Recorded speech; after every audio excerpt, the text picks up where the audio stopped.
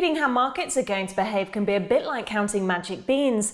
No matter how confident a prediction is, more often than not investors are merely shooting in the dark and hoping to get a hit. While many proclaim certain asset classes to be surefire hits, predicting trends within the market is becoming more difficult in this increasingly volatile time. As uncertainty has taken hold of the market in recent times, what impact this will have remains unclear. Trader and author Dave Landry joins us down the line to discuss how to spot an emerging trend. So Dave, what's the feeling in the market been over the last 12 months? Well, in the S&P 500 really haven't made a whole lot of forward progress. In fact, I was looking at it a few seconds ago, and we're actually negative for 2015. And on a net basis, we haven't made any progress in over a year. And I think that momentum is beginning to slow a little bit. And those who bought in from 2009, I think they're beginning to see negative returns now, at least for 2015. They're going to soon begin to question their investment in the market. So I think we're sideways right now, but we could be in early phases of losing momentum or even rolling over. In today's uncertain climate, how is it best to read the market? Find some individual issues that are trending, or some new trends are emerging, or some other markets that might be trending, then trade those markets.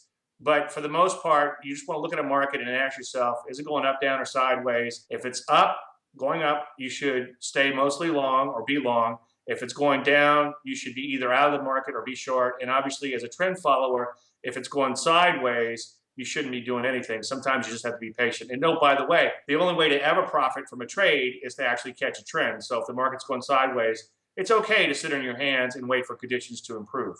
And with everything so volatile, do you think futures markets are going to be the main beneficiary? It depends on what market is trending. I mean, years ago, I've never traded a home builder, and there was a big housing boom, and then home builders were the way to go.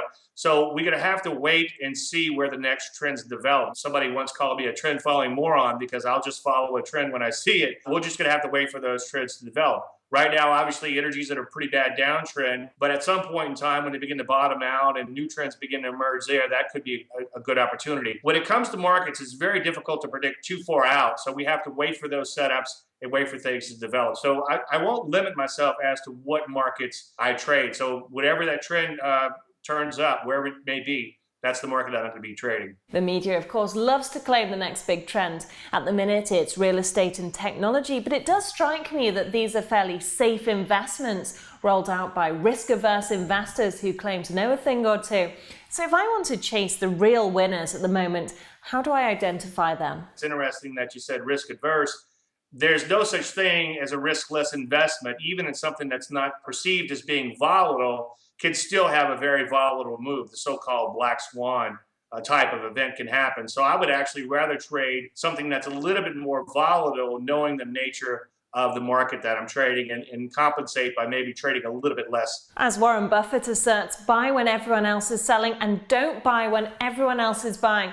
That suggests that spotting trends is counterintuitive, perhaps. What do you make of this? I totally disagree with that. Now, you can't argue with Mr. Buffett's longer-term success, but if you look at his fund, there's been periods throughout history where the fund has lost over 50% of its value. And he's a value investor. As a trend follower, I would stop myself out long before that happened. To profit for something from a value perspective, that product or whatever it is has to have some sort of end use. Stocks don't have end use. By end use, I mean something like a commodity or something that gets actually used up and will have some future use. Whereas stocks don't necessarily have an end use to them.